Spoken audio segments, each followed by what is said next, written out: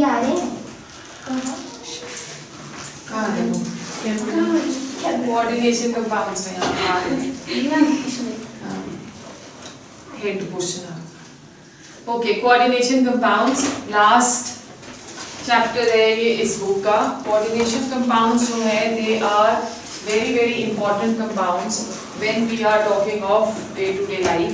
बहुत सारे ऐसे कंपाउंड्स हैं जो कि कोऑर्डिनेट कंपाउंड्स की तरह एग्जिस्ट करते हैं।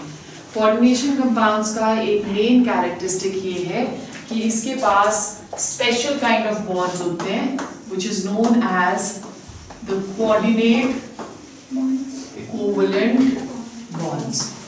कोऑर्डिनेट कोवैलेंट बॉन्ड्स कौन से हुए? Those bonds in which sharing of electron is going to take place. क्योंकि बॉन्डिंग हमने 11th में पढ़ी है, या शेयरिंग से होती है या ट्रांसफर ऑफ इलेक्ट्रॉन से होती है।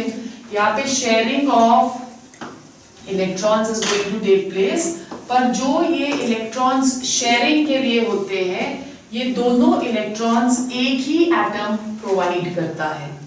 ओके, जनरली कोवैलेंट बॉन्डिंग में क्या होता है कि जैसे हमारे पास हाइड्रोजन के पास एक इलेक्ट्रॉन है और यहाँ पे हाइड्रोजन के पास एक इलेक्ट्रॉन है, तो ड्यूप्लेट कंप्लीट करने के लिए ये इसका शेयर कर लेता है एक और ये इसका। सो दोनों इन्वॉल्व है बाय गिविंग द इलेक्ट्रॉन ताकि वो शेयर कर सके। यहाँ पे sharing of electrons one atom या वन स्पीशीज ही करेगा। वन एटम और वन स्पीशीज, ठीक है। जनरली ये जो स्पीशीज होती है इसको हम डोनर एटम बुलाते हैं। डोनर एटम, जैसे for example when we are talking of NH3, इसके पास एक लोन पेयर ऑफ इलेक्ट्रॉन्स है, और BF3 इसके पास इनसफिशिएंट ऑक्टेट है, 6 इलेक्ट्रॉन्स है सिर्फ, तो इसके पास टेंडेंसी रहती है एक इलेक्ट्रॉन पेयर और एक्सेप्ट करने की, तो ये अमोनिया अपने इलेक्ट्रॉन्स इसके साथ शेयर कर लेता है। तो ये क्या हो गया, क्योंकि ये इलेक्ट्रॉन्स दे रहा है तो ये डोनर, और ये इलेक्ट्रॉन्स एक्सेप्ट कर रहा है तो ये एक्सेप्टर। सो इसके बारे में हम कोऑर्डिनेट केमिस्ट्री में स्टडी करेंगे, ठीक है। कोऑर्डिनेट केमिस्ट्री के बहुत सारे कंपाउंड्स हैं, जैसे एक हमारी बॉडी के अंदर ही है hemoglobin, which is a coordinate compound of iron, ठीक है। फिर उसके बाद और कौन सा है? क्लोरोफिल। क्लोरोफिल में कौन सा है? मैग्नीशियम। और एक और है विटामिन B12, जिसके पास क्या है? Cobalt, right. These are a few of the examples. Hemoglobin, chlorophyll and B12. Sometimes what happens is कि हम लोग coordinate complexes को confuse कर लेते हैं with another set of compounds जिनको हम double salts बुलाते हैं। Double salts भी combination होता है बहुत सारे compounds का, ठीक है। So double salts जैसे for example हम ले लेते हैं मोहर salt।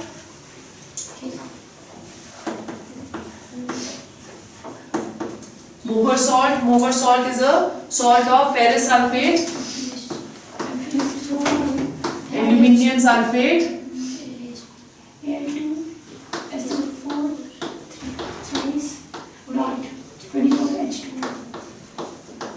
24H2, ठीक है। तो पोटाशियम का नहीं आगे? हाँ सॉरी पोटाशियम नहीं, मैं मोहर सॉल्ट में NH4 हाँ ammonium sulphate, you right.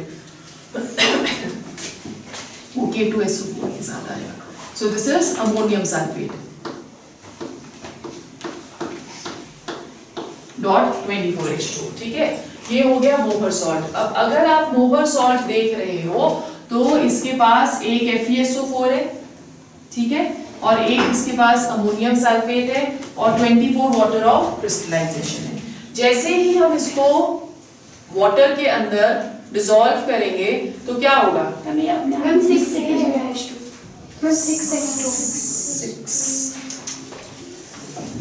6 6H2O।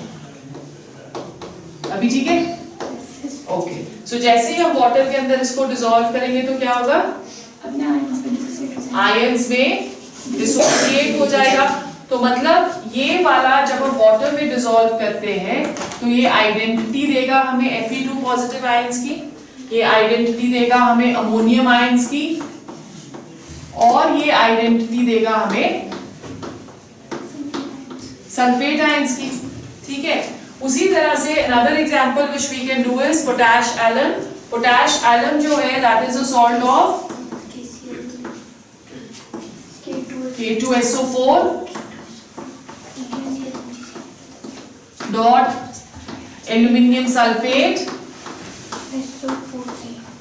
Dot 24H2। ठीक है, दिस इज पोटैश एलम। तो ये भी किस किस के देगा? पोटेशियम, एल्यूमिनियम और सल्फेट आयंस के। और एक और आपकी बुक में दिया हुआ है व्हिच इज कार्नेलाइट।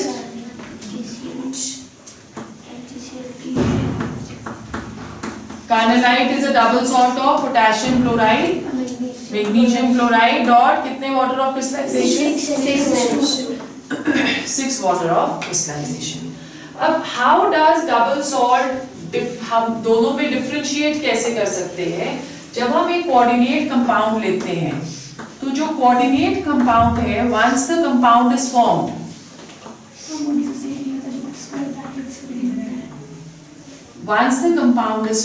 तो उसपे जो उसके डिफरेंट कॉम्प्लेक्सेस या डिफरेंट आयंस या डिफरेंट स्पीशीज हैं वो अपनी प्रॉपर्टीज लूज कर देते हैं। ओके, जैसे फॉर एग्जांपल अगर हम लें कोबाल्ट NH3O6 Cl3, राइट? हमने ये एक कोऑर्डिनेट कंपाउंड लिया। अब इसको जब हम वाटर में डिसोसिएट करेंगे तो ये कोबाल्ट और अमोनिया की अलग अलग प्रॉपर्टीज को नहीं दिखाएगा। This will have one of its own property only, और ये डिफरेंट आयंस में डिसोसिएट नहीं करता। ये सिर्फ डिसोसिएट करेगा एक कॉम्प्लेक्स आयन में जो कि ब्रैकेट्स के अंदर है, और एक क्लोराइड आयंस में जो कि ब्रैकेट के बाहर है। सो डिफरेंशिएट करने के लिए अगर आएगा डबल सॉल्ट और कोऑर्डिनेशन कंपाउंड्स में तो हम लोग कर सकते हैं।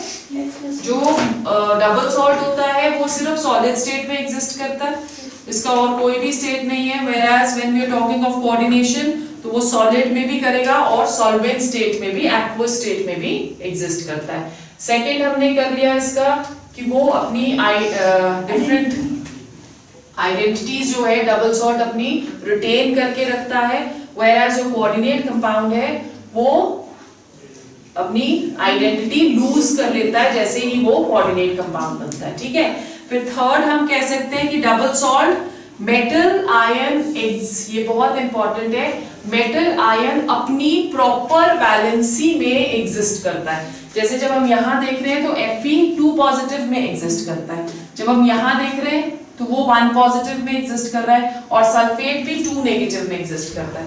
बट जब हम यहाँ देखते हैं तो ये कोऑर्डिनेट मेटल आयन जो है वो एक्सटेंडेड ऑक्टेट में एग्जिस्ट करता है, मतलब अपनी वैलेंसी को वो एक्सटेंड कर सकता है।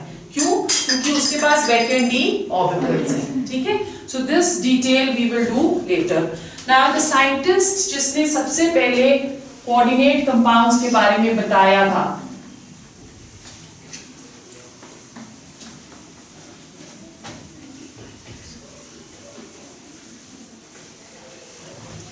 his name was Alfred Werner। ठीक है, सो उसने एक थ्योरी भी दी,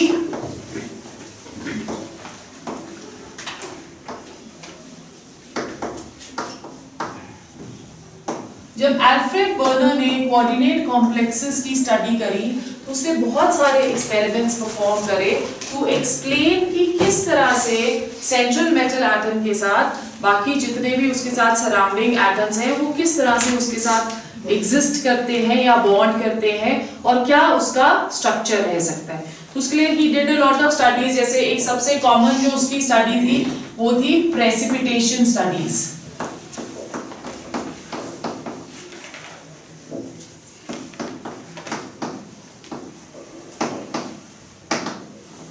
प्रेसिपिटेशन स्टडीज में उसने क्या किया कि उसने कोबाल्ट क्लोराइड और अमोनिया के बीच में एक रिएक्शन करी, ठीक है। सो जब उसने कोबाल्ट क्लोराइड और अमोनिया के बीच में एक रिएक्शन करी तो उसने देखा कि एक कुछ कंपाउंड इस तरह से फॉर्म हो रहा है, ओके। जब इसकी प्रेसिपिटेशन उसने करी AgNO3 के साथ, तो what did he see, 3 moles of AgCl were precipitated, right?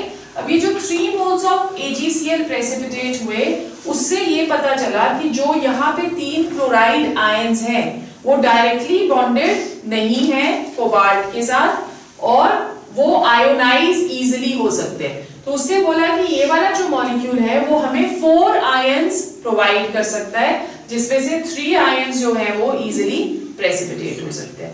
Based upon this उसने स्ट्रक्चर जो था वो और बैलेंसीज जो थी कोऑर्डिनेट कंपाउंड्स की, उसको एक्सप्लेन करने की कोशिश करी, ठीक है। सेकंड उसने स्टडी करी that was known as conductance measurements. Okay, दोबारा से देखो, प्रेसिपिटेशन स्टडीज में उसने क्या किया कि जैसे उसने ये कंपाउंड ले लिया था COCl3.6NH3, राइट। ये कंपाउंड उसने कैसे बनाया, कोबाल्ट क्लोराइड को रिएक्ट किया अमोनिया के साथ, तो ये वाला कंपाउंड फॉर्म हो गया। अब उसने इसको AgNO3 के साथ रिएक्ट किया। जब AgNO3 के साथ उसने रिएक्ट किया तो उसने देखा 3 moles of AgCl प्रेसिपिटेट हो गए। 3 moles of AgCl तभी प्रेसिपिटेट हो सकते हैं जब यहाँ पे तीनों क्लोराइड आयंस फ्री हैं, ओके। अगर ये तीनों क्लोराइड आयंस फ्री नहीं है तो AgCl नहीं फॉर्म हो सकता। जैसे फॉर एग्जांपल इसकी जगह अगर हम यही वाला कंपाउंड ले रहे हैं COCl3 डॉट, सपोज हमने ये कंपाउंड ले लिया 5NH3, जब इसके साथ उसने प्रेसिपिटेशन करी तो उसने देखा कि only 2 moles of AgCl precipitate हुए। तो इसका मतलब क्या हुआ कि इन तीनों क्लोराइड में से सिर्फ 2 क्लोरीन्स जो है या 2 क्लोराइड एटम्स जो है, आयंस जो है वो फ्री है टू फॉर्म अ प्रेसिपिटेट। तो इसके बेसिस पे स्ट्रक्चर्स जो थे वो फॉर्मुलेट किए गए। अभी आया समझ, ओके। सेकेंड, बहुत सारी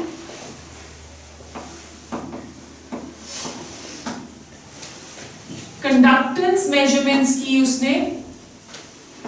कंडक्टेंस मेजरमेंट्स का मतलब क्या हुआ कि मोलर कंडक्टेंसेस इसकी सॉल्यूशंस की कैलकुलेट करी। मोलर कंडक्टेंस क्या होती है, lambda m that is equal to kappa into 1000 upon molarity. इसी तरह से हम, राइट, तो जब इसमें मोलर कंडक्टेंस कैलकुलेट करी तो एक कॉलरैश लॉ भी है। कॉलरैश लॉ क्या बोलता है, कॉलरैश लॉ ये बोलता है कि हर एक आयन कंट्रीब्यूट करता है टुवर्ड्स कंडक्टेंस, ठीक है।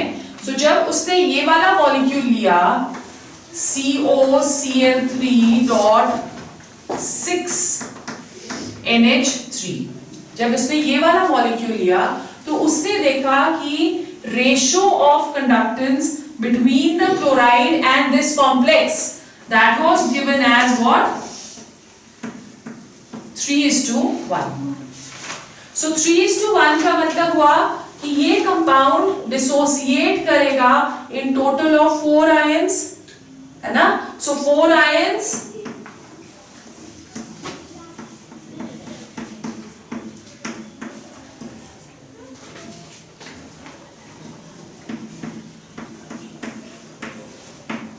CL negative. सो जब हम इसकी मोलर कंडक्टेंस लिखते हैं तो मोलर कंडक्टेंस क्या होएगी, molar conductance of this compound, ठीक है, दैट इज CONH3 प्लस उसके 3 मोल्स बन रहे हैं, molar conductance of Cl negative, तो रेशियो क्या हुई 1:3। तो इससे अगेन क्या पता चला कि 3 क्लोराइड आयंस जो है वो आयोनाइज हो रहे हैं सॉल्यूशन के अंदर, तो मतलब वो फ्री, राइट। उसी तरह से जब इसके साथ कंडक्टेंस मेजरमेंट करेगा तो क्या आएगा, रेशियो विल कम एज जब आप इसके साथ मेजरमेंट करेगा COCl3.5NH3 रेशियो विल बी 1:2, ठीक है। So ratio in this case will be 1:2, मतलब कि lambda of COCl NH3 whole 5 plus lambda of Cl negative, ठीक है। तो यहाँ पे 2 पॉजिटिव आ जाएगा। क्लियर हो गया। तो ये जो कंडक्टेंस मेजरमेंट थी इसने भी काफी हेल्प करी इसकी स्टडीज के लिए। After looking at the experimental verifications Werner ने अपनी थ्योरी प्रपोज करी, ठीक है। क्योंकि कोई भी चीज अगर करेंगे, अगर हमारे पास उसका एविडेंस नहीं है या उसका प्रूफ नहीं है तो वो नल एंड वॉइड हो जाती है। थ्योरेटिकली तो हम कुछ नहीं बोल सकते। जब हम साइंस पढ़ रहे हैं तो हमारे पास कुछ भी थ्योरेटिकल नहीं होना चाहिए, हर एक चीज का एक प्रूफ होना जरूरी था। उसने पहले एविडेंसेस कलेक्ट करे हैं, फिर उसके बाद उसने अपनी थ्योरी प्रपोज करी।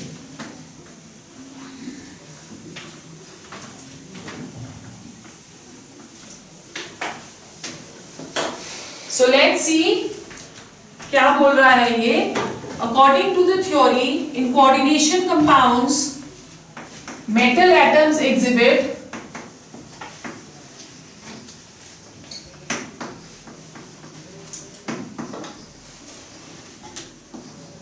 two types of valencies.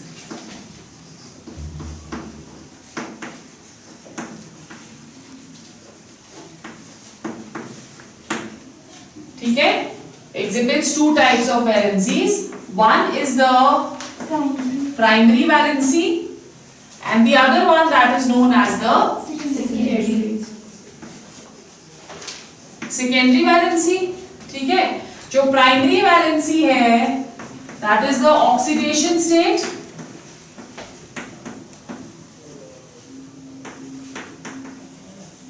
और जो secondary valency है that is the no number of ligands को क्या बुलाते हैं? Coordination number.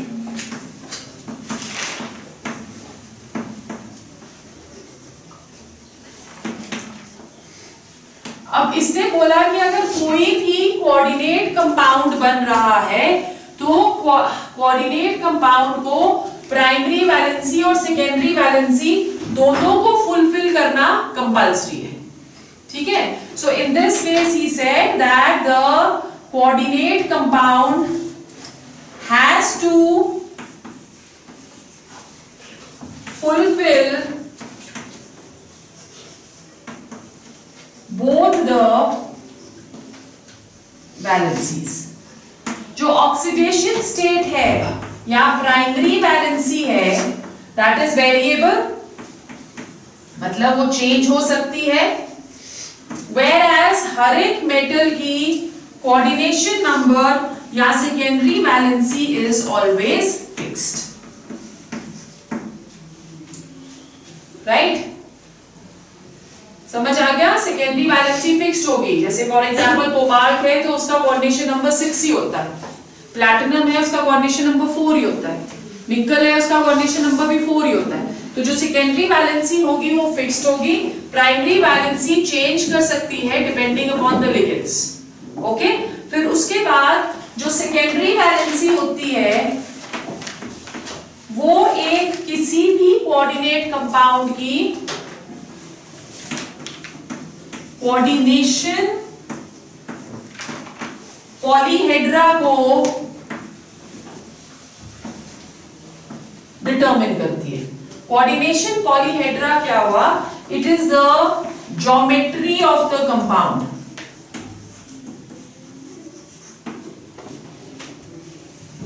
कि ज्योमेट्री टेट्राहेड्रल है या स्क्वायर प्लानर है या ऑक्टाहेड्रल है या स्क्वायर पिरामिडल है या पेंटागनल बाइपिरामिडल है। तो जो ज्योमेट्री है वो सेकेंडरी वैलेंसी ही डिसाइड करेगी, क्योंकि सेकेंडरी वैलेंसी में लिगेंड्स अपने आप को 3 डायमेंशनल स्पेस में अरेंज करते हैं, ठीक है। सो ये वर्नर की थ्योरी थी। डिपेंडिंग अपॉन दिस थ्योरी उसने सबसे पहले, क्योंकि उसने सबसे पहले कंपाउंड ही कोबाल्ट और अमोनिया के बीच में बनाया था, तो उसी के बेसिस पे उसने स्ट्रक्चर भी एक्सप्लेन किए हैं वेरियस कंपाउंड्स के। सो फर्स्ट कंपाउंड्स रिप्रेजेंट करेंगे हम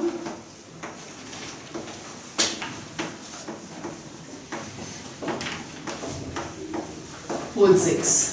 ऑलरेडी इन्वेस्टिगेशंस पे उसको ये पता चल चुका था कि यहाँ पे जो क्लोराइड है that is going to be ionisable, तो इसलिए उसने बोला कि जो क्लोराइड है वो क्या प्राइमरी वैलेंसी फुलफिल करेगा और जो अमोनिया है वो सेकेंडरी वैलेंसी फुलफिल करेगा। तो इसका स्ट्रक्चर जो वायबिलिटी उसने दी, it can be octahedral structure because the coordination number in this case is 6, right? तो सेकेंडरी वैलेंसीज को हम लोग बोल्ड लाइंस के साथ रिप्रेजेंट करते हैं, वेयर एज प्राइमरी वैलेंसीज को हम डॉटेड लाइंस के साथ एक्सप्रेस करते हैं, राइट? सो कितने क्लोराइड बनाने हमने? 3।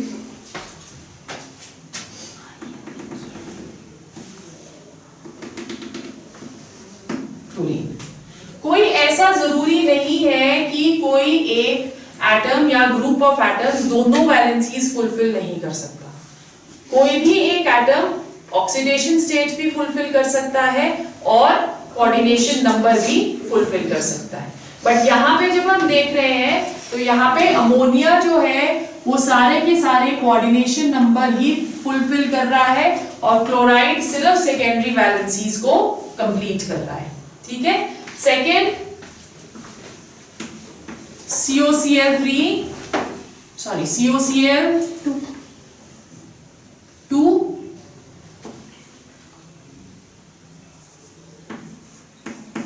3NH3 whole 5, COCl3.NH3 whole 5। Now in this case हम देखेंगे कि एक क्लोराइड आयन दोनों वैलेंसीज जो है उसको फुलफिल करेगा। So we have cobalt 5NH3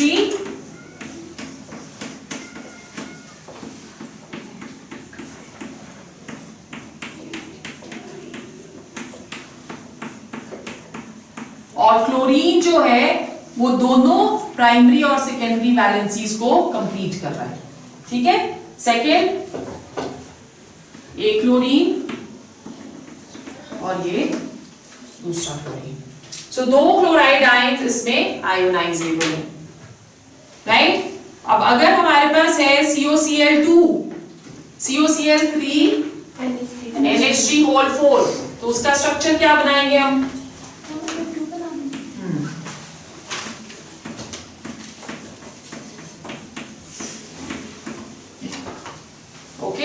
तो जब इसका स्ट्रक्चर देख रहे हैं तो आप दो क्लोराइड दोनों वैलेंसीज को फुलफिल करेंगे।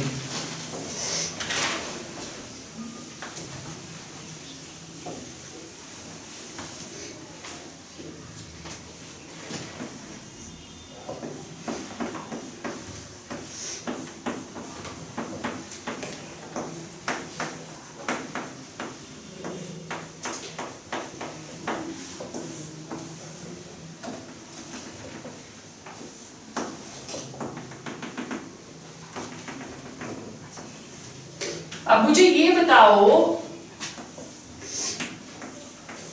कि इस वाले में, फर्स्ट वाले में कितने आयोनाइजेबल क्लोराइड आयंस हैं? 3। और सेकेंड वाले में कितने आयोनाइजेबल है? 2। और इसमें कितने आयोनाइजेबल है? 1। ठीक है। सो ये सारी की सारी जो उसने स्ट्रक्चर्स दी थी, this was on the basis of precipitation studies जो कि उसने करे थे। तो टेंटेटिव स्ट्रक्चर्स इसके उसने प्लेस कर दिए थे, राइट। उसके बाद और इसके ऊपर स्टडी होने लगी, तो स्टडी होने से देखा गया कि हम लोग जब कोऑर्डिनेट कंपाउंड्स करते हैं तो उसमें कुछ ऐसी चीजें हैं जो हमें पहले पता होनी चाहिए rather than going on to the main chapter. So we will do some important terms.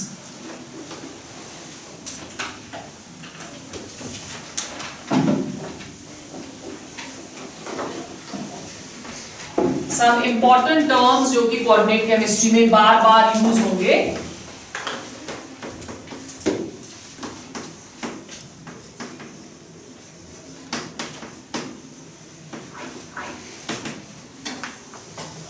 The first term is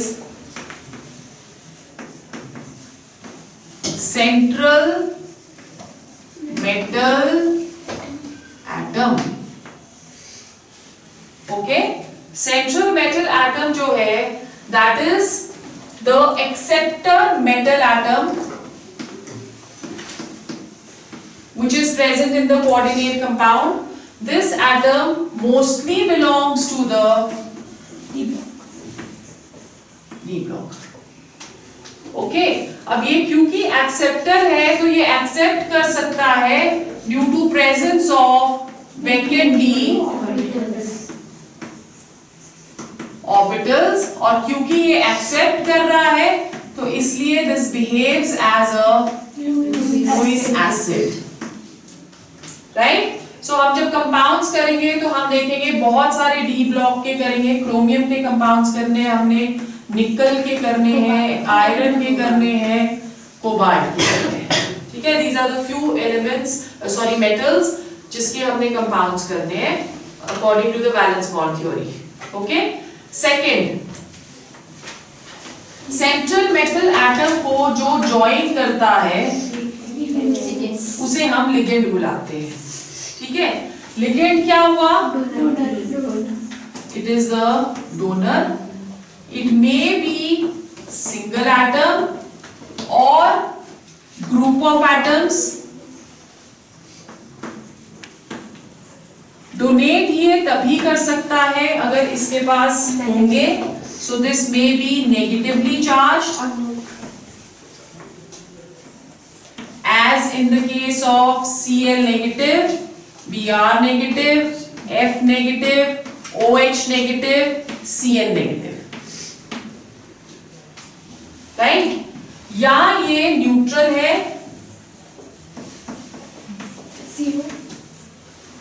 with a lone pair of electrons.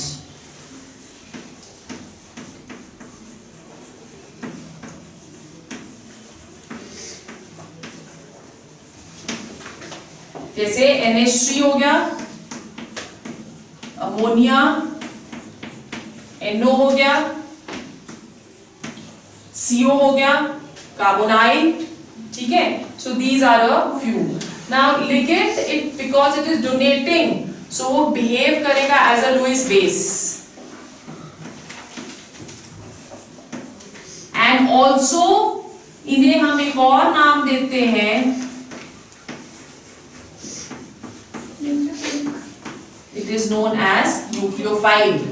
Nucleus loving, electron deficient, electron rich. Nucleophilic, electron rich. Electron deficient तो हमारा central metal atom है ना, so ये electron rich. ठीक है, अब central metal ion और ligand ये दोनों क्या बनाते हैं? coordination compounds. नहीं, सिर्फ ये नहीं बनाते coordination compound, ये बनाते हैं coordination sphere.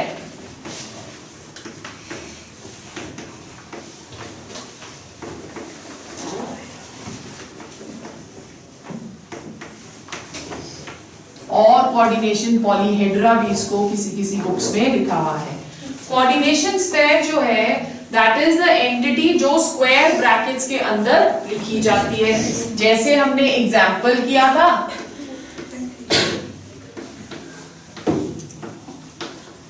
Three positive.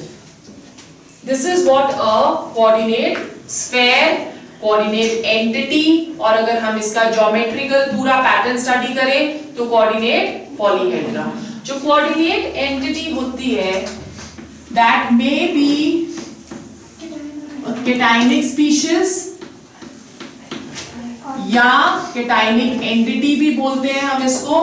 केटाइनिक entity वो हुई जिसके ऊपर पॉजिटिव चार्ज है, तो जैसे हमने ऊपर एग्जांपल लिया cobalt NH3 whole 6, B positive, ये पक्का पता होनी चाहिए क्योंकि ये आगे नॉमेनक्लेचर में हम इस वर्ड को दोबारा यूज करने वाले हैं, ठीक है।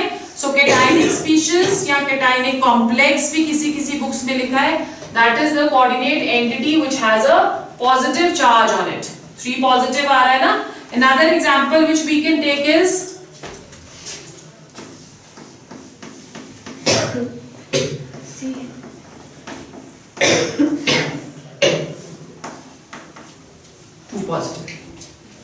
ओके।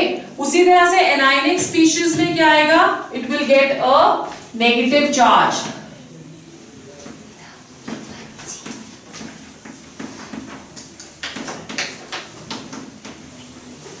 जैसे हमारे पास आ गया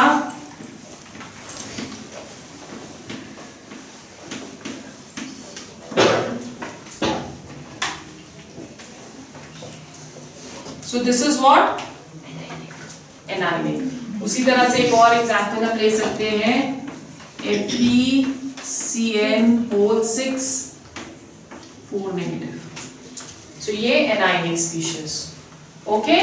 फिर उसके बाद जो प्लेस करते हैं हम स्क्वायर ब्रैकेट के बाहर, उसको हम क्या बुलाते हैं, काउंटर आयन।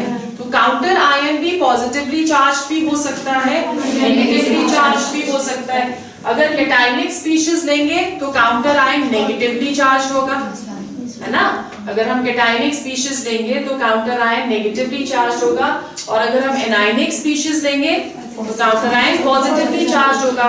सो एग्जांपल लेके देख लेते हैं। जब यहाँ पे हमने Cl3 लगाया तो this is the coordinate entity and this is the counter ion. Counter ion dissociate हो जाता है सॉल्यूशन में और अलग हो जाएगा। उसी तरह से यहां पे एक एग्जांपल ले रहे हैं हम K4 FeCN6 4 नेगेटिव, राइट। सो यहां पे the counter ion is 4 negative हटाना है और यहां से 3 पॉजिटिव भी हटाना है क्योंकि न्यूट्रल होना चाहिए कोऑर्डिनेट कंपाउंड। अब यहाँ पे क्योंकि एनायनिक स्पीशीज थी इसलिए counter ion that is going to be positive, ठीक है। सो नॉमेनक्लेचर हमने इसी के बेसिस पे करनी है। Then next we come to the types of ligands.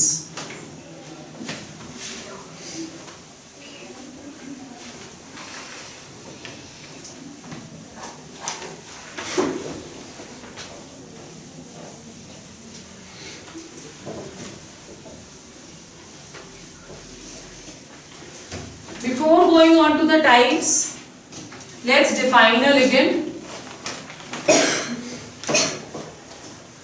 Ligand क्या होता है? It is an atom or molecule, atom or molecule or ion which is capable of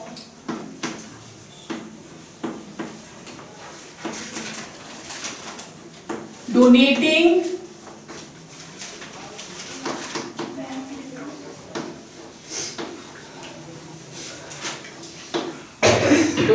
electrons or pair of electrons to central metal ion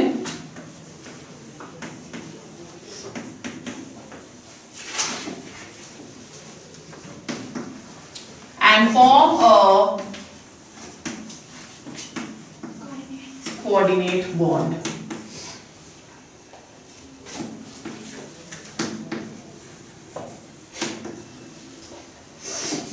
And form a coordinate bond. ठीक है? This is what a ligand is. Ligand जो है, it may be of the following types. कौन कौन से होते हैं? The first one that is known as unidentate और monodentate ligand. यूनिडेंटेट या मोनोडेंटेट लिगेंड के पास एक ही डोनर एटम होता है, वो एक ही एटम से सेंट्रल मेटल एटम के साथ कोऑर्डिनेट बॉन्ड बनाएगा। जैसे Cn negative, OH negative, Cl negative, Br negative, NH3. ठीक है? So these are a few examples of monodentate ligands. Even water is also one of them, and CO, carbonyl, right? So ये monodentate ligands होते हैं. तो क्या होते हैं monodentate ligands? Which have only one donor atom. ठीक है? It has only one donor atom. Second is didentate ligands. Didentate ligands के पास दो डोनर एटम्स हैं.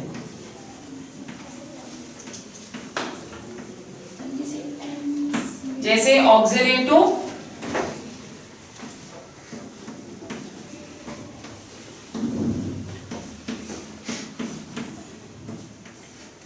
अब आप देख रहे हो कि दो नेगेटिव चार्जेस हैं, तो वो यहां से भी कोऑर्डिनेट बॉन्ड बनाएगा और यहां से भी कोऑर्डिनेट बॉन्ड बनाएगा.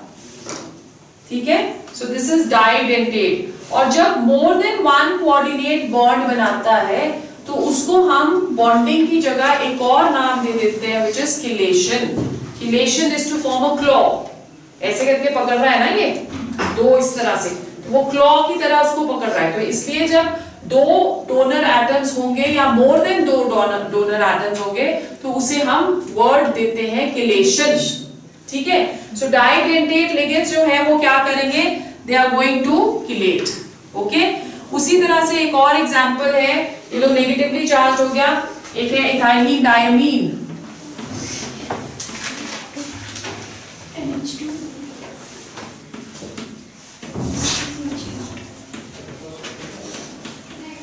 इसके पास भी एक लोन पेयर ऑफ इलेक्ट्रॉन्स है, इसके पास भी एक लोन पेयर ऑफ इलेक्ट्रॉन्स है. तो ये दोनों लोन पेयर ऑफ इलेक्ट्रॉन से किलेट करता है. ठीक है? अब इसमें हम देख रहे हैं कि दोनों डोनर एटम्स जो हैं दे आर सेम. यहाँ पे भी ऑक्सीजन, यहाँ पे भी ऑक्सीजन, यहाँ पे भी नाइट्रोजन, यहाँ पे भी नाइट्रोजन. तो ऐसों को हम लोग सिमेट्रिकल डाइडेंटेट लिगेंड्स बुलाते हैं.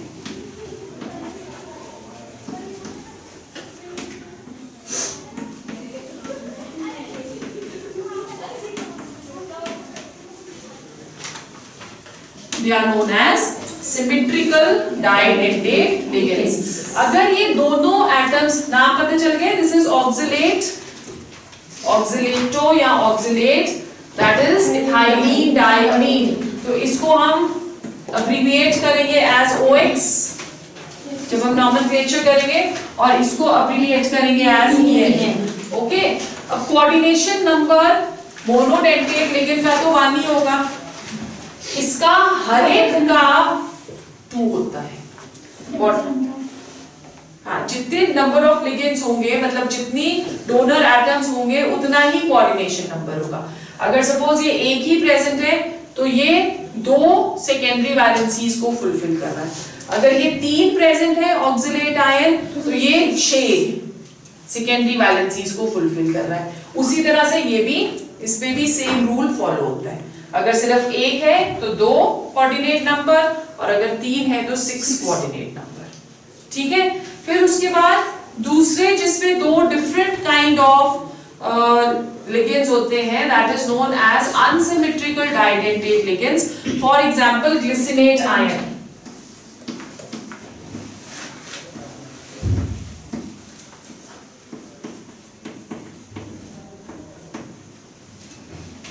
अब यहाँ पे आप देखो, एक ऑक्सीजन से कर रहा है और दूसरा नाइट्रोजन से कर रहा है. This is known as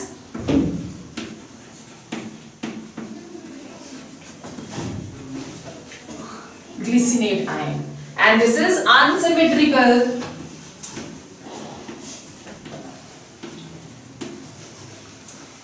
didentate ligand. Unsymmetrical didentate ligand. ठीक है? समझ आ गया? उसके अलावा बहुत सारे हैं डाइडेंटेट लिगेंड्स. जैसे एक और है डाइपिरिडिल. Dipyridyl is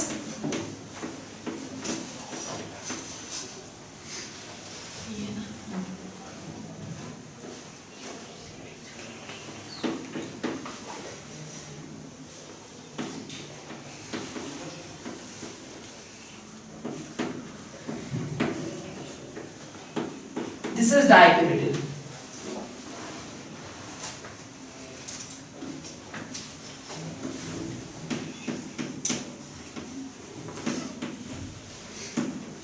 डाइपिरिडिन, right. अब दो से ज्यादा अगर होंगे तो उनको हम क्या बुलाएंगे? Polydentate ligands.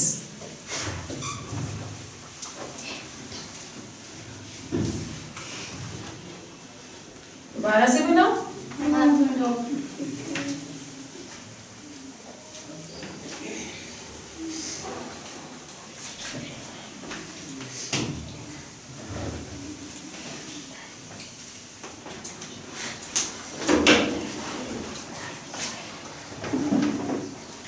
पॉलीडेंटेट लिगेंड्स जो है वो 3 से भी डोनेट कर सकते हैं, 4 से, 5 से. तो अगर 3 से करेंगे तो ट्राइडेंटेट, 4 से करेंगे तो टेट्रा, 5 से करेंगे तो पेंटा और 6 से करेंगे तो हेक्सा. ठीक है. सो 4 जो 3 से कर रहा है that is diethylene diamine, tridentate ligand.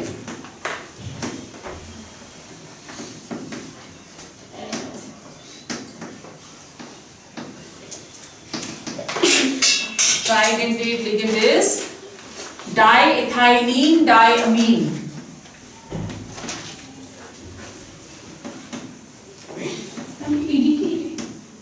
That is hexadentate. Diethylene di वो भी करेंगे हम अमीन. ओके. तो इस पे हमारे पास क्या है? डाइइथाइलीन डाइअमीन.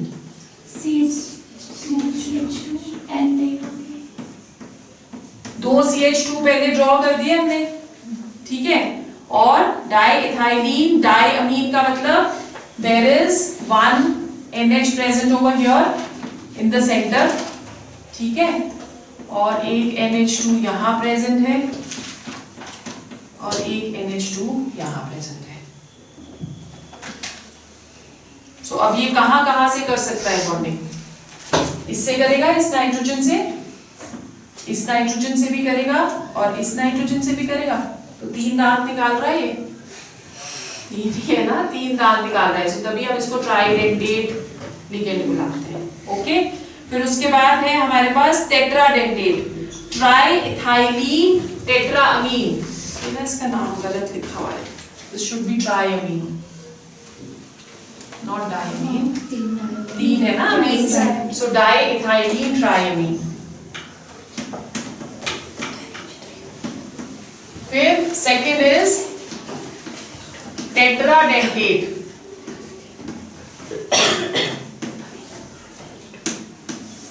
टेट्राडेंटेट का एग्जाम्पल हम क्या बोल रहे हैं? ट्राइइथाइलीन टेट्राअमीन.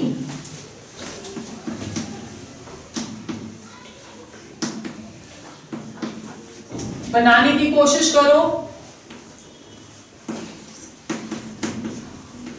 इसी तरह से बनेगा, बस 2 की जगह 3 बनने और बीच में सब में एक NH बनेगा. So we have CH2, CH2, एक बन गया ये NH. ठीक है. फिर उसके बाद CH2, CH2, फिर एक और NH और फिर CH2, CH2 और दोनों के साथ NH2. ठीक है. अब देखो 4 दांत निकालने इसने. एक यहां से, एक यहां से, एक यहां से और एक यहां से. This is triethylene tetraamine. Right. फिर उसके बाद EDTA जो आप बोल रहे थे, उसी तरह से पेंटा भी होता है. Let's directly go on to hexadentate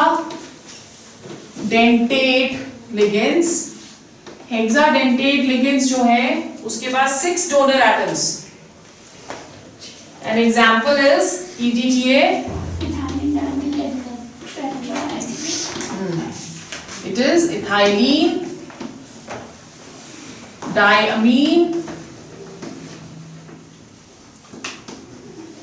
किसी बुक्स में टेट्रा एसिटेट आयन भी लिखा है। एसिटिक, वैसे basically it is acetic acid, ठीक है, टेट्रा एसिटिक एसिड।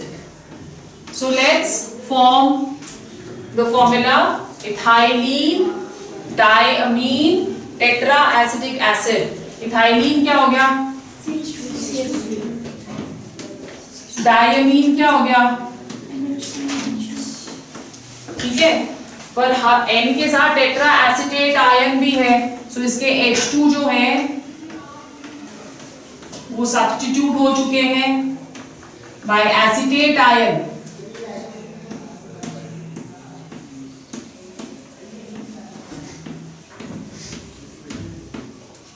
इस तरह से भी लिख सकते हैं, CH3 हटा के चारों में नेगेटिव भी डाल सकते हैं, क्योंकि हमको हेक्साडेंटेट लिगेंड शो करना है तो हमें एसिटेट आयन ही देना पड़ेगा, नहीं तो हम नहीं शो कर पाएंगे ना।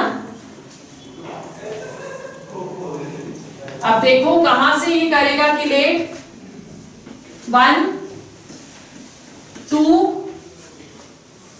3 4 5 and 6. So this is known as hexadentate ligand. Clear हो गया? अब एक special kind of monodentate ligands होते हैं जिसे हम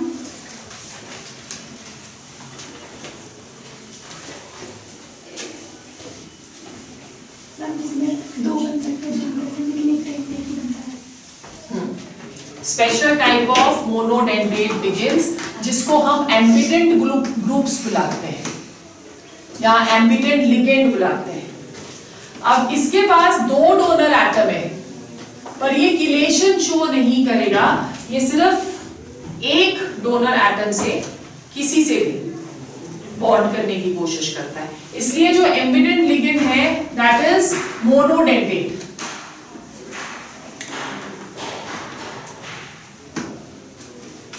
ओके, जैसे for example cyano, right, cyano जो है वो नाइट्रोजन से भी कर सकता है और कार्बन से भी कर सकता है। अगर वो नाइट्रोजन से करे तो हम उसको क्या बुलाते हैं, साइनो, और अगर वो कार्बन से करे तो हम उसे क्या बुलाते हैं, आइसोसाइनो, ठीक है। सो अगर नाइट्रोजन से कर रहा है तो it is known as cyano, और अगर कर रहा है कार्बन से तो it is known as isocyano, ठीक है। उसी तरह से हमारे पास नाइट्रीटो भी है,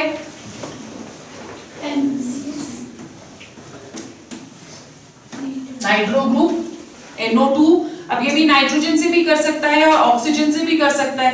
अगर ये नाइट्रो से करता है कोऑर्डिनेट तो इसे हम बुलाते हैं N-नाइट्रीटो ना, IUPAC नॉमेनक्लेचर के अकॉर्डिंगली नाइट्रीटो, N-नाइट्रीटो, और अगर ये ऑक्सीजन से करेगा तो O-नाइट्रीटो।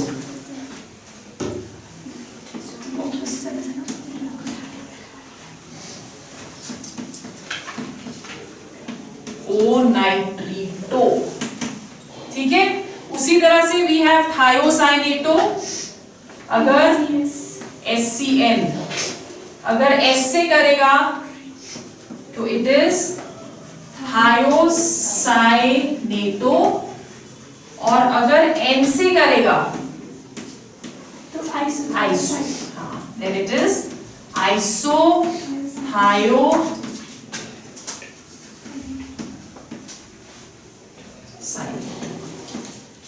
राइट। सो इसे हम क्या बुलाते हैं, एम्बिडेंट, राइट। फिर उसके बाद नेक्स्ट है कोऑर्डिनेशन नंबर क्या होता है।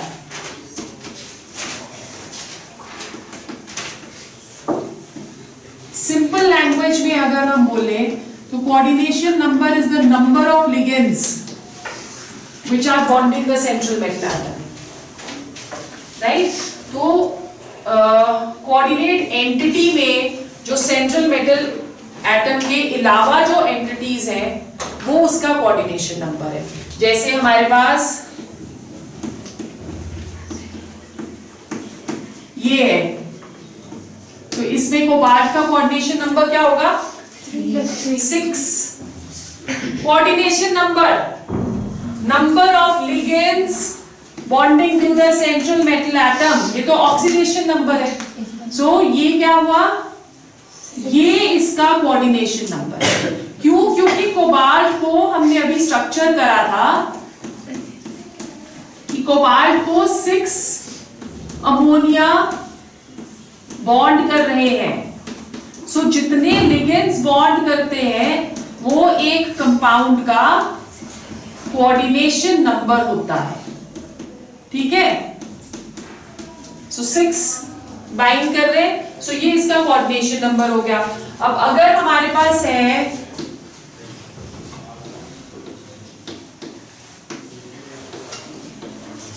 इसका क्या होगा फिर? 4 कैसे? 2 होगा। Coordination number that is going to be 2। Okay okay. अब अगर है हमारे पास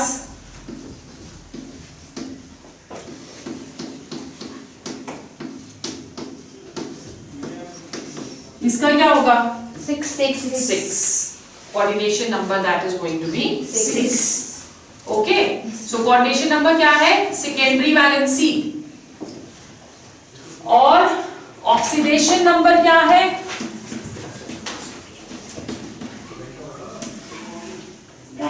प्राइमरी वैलेंसी। और ऑक्सीडेशन नंबर हम कैसे कैलकुलेट करते हैं?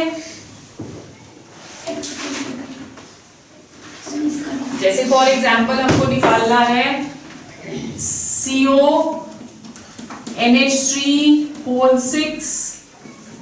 Cl3। अगर इसका निकालना है, हाँ, तो इसमें जिसका हमको निकालना है उसको हम x ले लेंगे।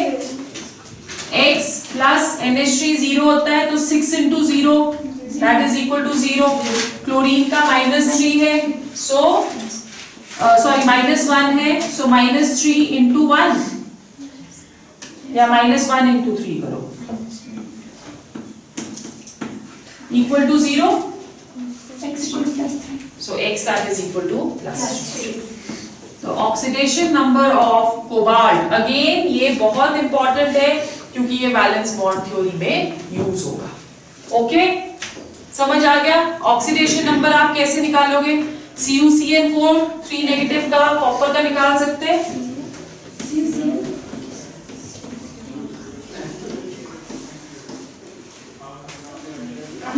कॉपर का क्या लेंगे? X।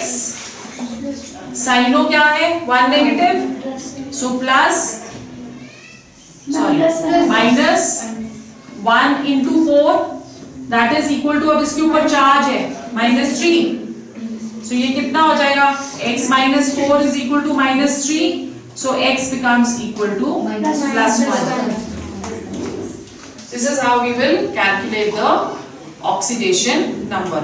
Then the last is homoleptic and heteroleptic compounds. Oxidation number calculate करना जरूर आना चाहिए।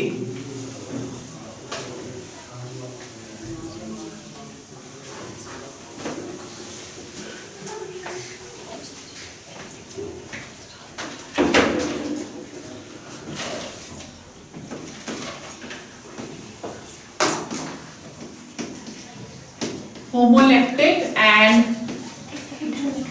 heteroleptic compounds.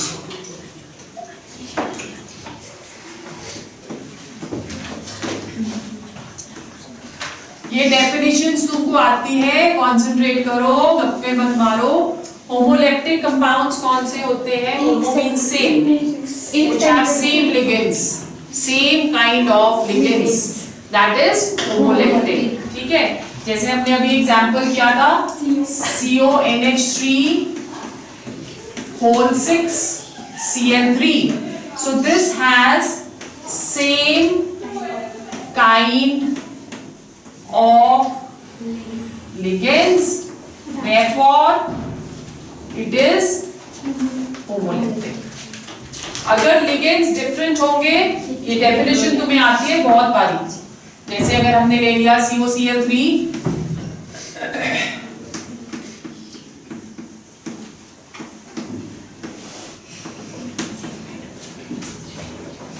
then this is heteroleptic, which has different kind of ligands.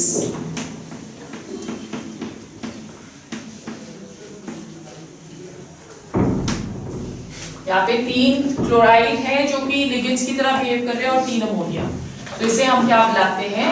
Heteroleptic. Differentiate between homoleptic and heteroleptic, इस तरह के क्वेश्चंस हमको आते हैं, ठीक है।